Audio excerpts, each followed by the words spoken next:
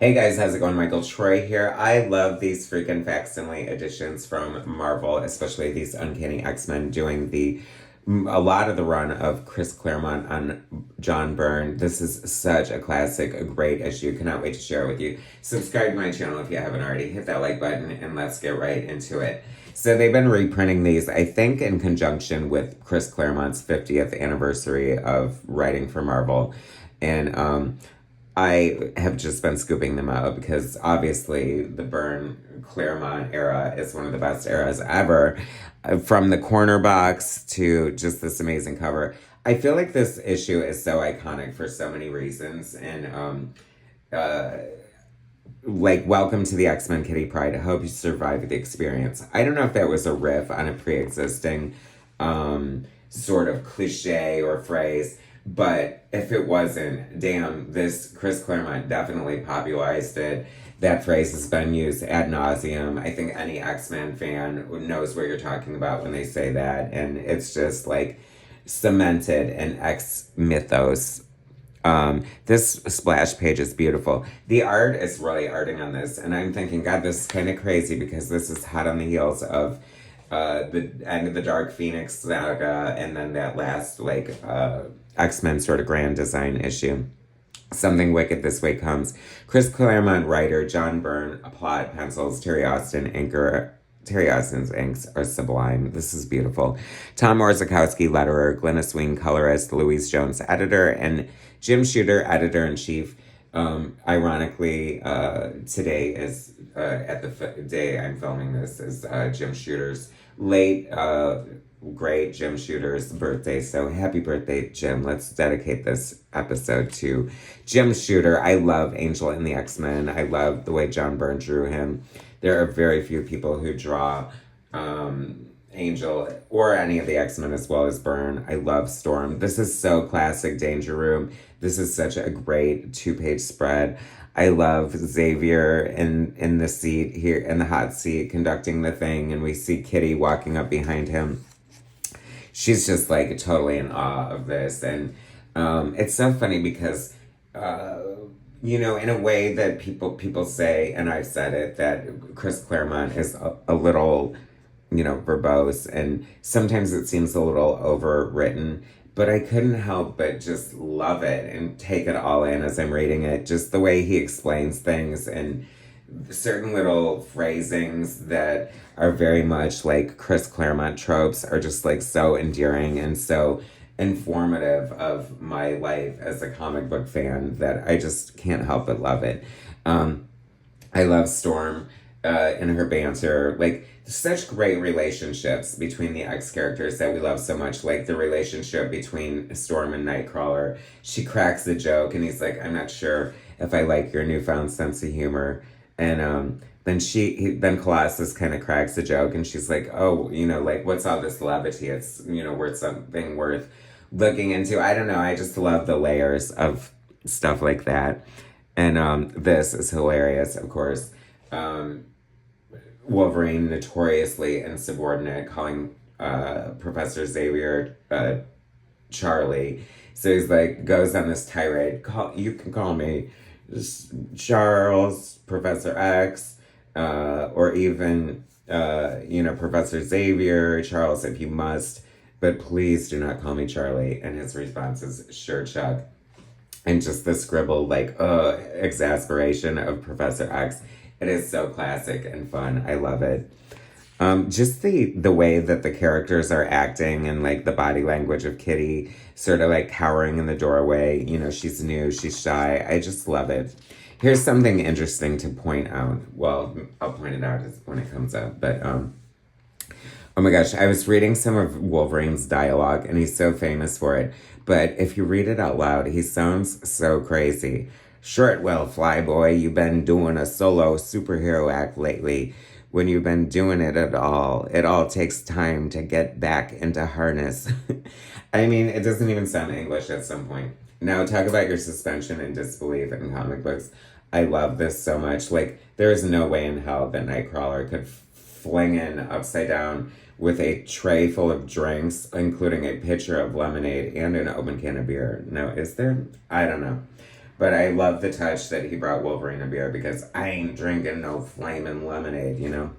The colors are so good too. Glynis Wein, of course, part of the dream team of creators we got going on here.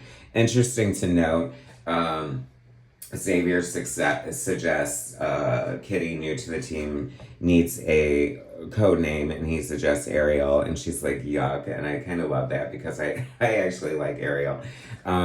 And then Storm comes up with Sprite, and I feel like we called her Sprite for 2 minutes. That's another thing that I wanted to point out. Kitty Pryde is like she was always one of my favorites, you know, being that young, relatable character as a young reader. And it's so, like, it's funny because Sprite doesn't really stay, then she becomes Shadowcat. And I feel like Shadowcat probably stayed the longest. However, like, people just know her as Kitty Pryde. Like, she's one of those characters like Donna Troy, like, who doesn't really need a code name in a way. You just kind of know their name. The art is so crisp and beautiful. It looks so great. We have the introduction. It's been established that Kitty is a dancer. So Xavier hooks her up with Stevie Hunter in New York, where she's going to take dance lessons.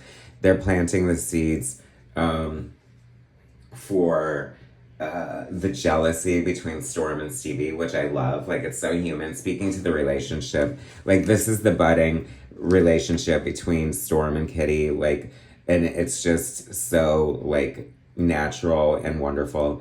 Kitty makes reference to being a genius, and that was a bone of contention between Claremont and Byrne. Byrne hated that. He wanted Kitty to just be an average teenager, and once Claremont wrote it in, it really pissed Byrne off.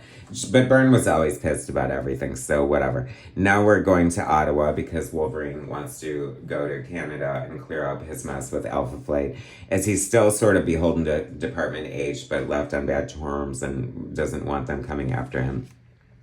So we see Heather McNeil Hudson. I love freaking what do you call it? Alpha Flight, one of my absolute favorites. So this is so great. It's unfortunate that during this caper, North Star, Aurora, and Sasquatch are often Machine Man, which I've also reviewed on this channel, by the way. But the twins are my favorite, hands down. So, but I will take the rest of Alpha Flight. This is so good. I love this so much. Like, this is so fun. Like, they're just sitting in her house, like, drinking beer, and, like, she comes home and surprises them. A few, what do you call it,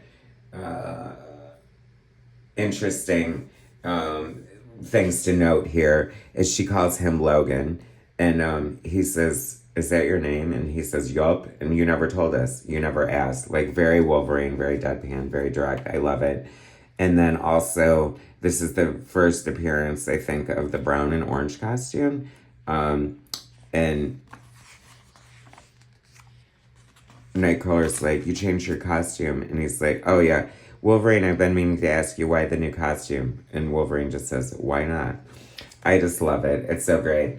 And here, I thought this was very interesting because, you know, Guardian or / Vindicator would famously, you know, die in the legendary Alpha Flight issue 12. And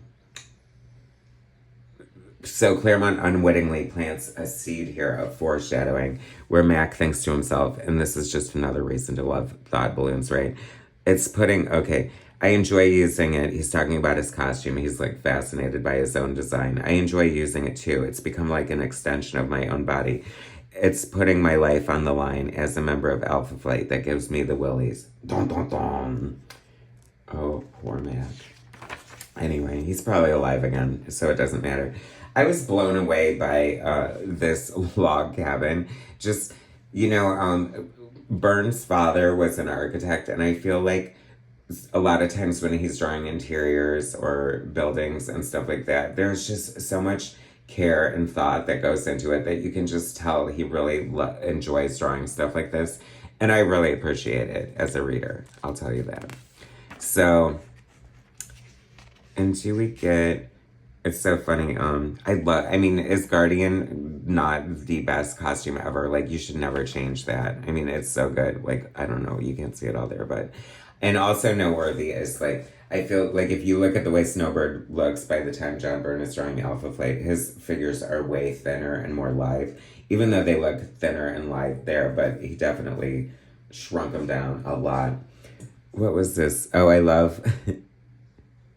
Yeah, there's a lot. Like I feel like there's a lot of characterization, and Claremont's putting a lot of detail and personality into Alpha Flight, and it would show that he had a great reverence for the characters when he wrote the X-Men Alpha Flight crossover illustrated by Paul Smith. Was amazing.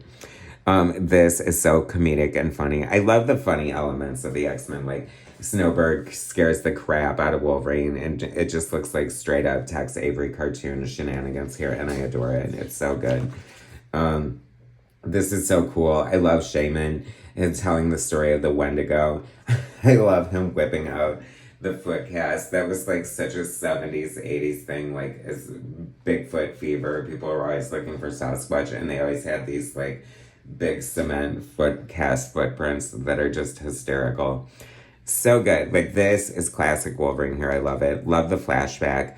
Love the rounded panel borders. That's such a comic trope that tells us that this is not current time. And then we get to see the Hulk and Wolverine. And then I'm sure we have before this, but is this the first time we see Wolverine without his mask? And he looks so scary right there. I don't know. He's supposed to kind of look scary, but I mean, Hugh Jackman, right? A hostess ad. This is what I also love about the, what do you call it? Facsimile editions. They're direct replicas, except for the paper quality, which people often ask, do I like the slick paper? I don't mind it. I don't need it to be newsprint. Sure, the colors look bright, but I kind of love them. The hostess ad. What facsimile edition from Marvel would be complete without a hostess ad? Love the letters page. This is reaction to Phoenix's death. And this person wrote a big, huge poem, which I kind of love that. And then this is so cool. Just the way this page is written is so Claremont at its finest. And then we get this explosive Wendigo splash page cliffhanger to the next issue, and I cannot wait for it. We got some good issues coming up, y'all. Have you been enjoying these facsimiles, or at least my trip perusing them? Please leave comments, not suggestions, or suggestions if you want. Likes, subscriptions, and all that jazz. I will bring more soon. Thanks for watching, guys.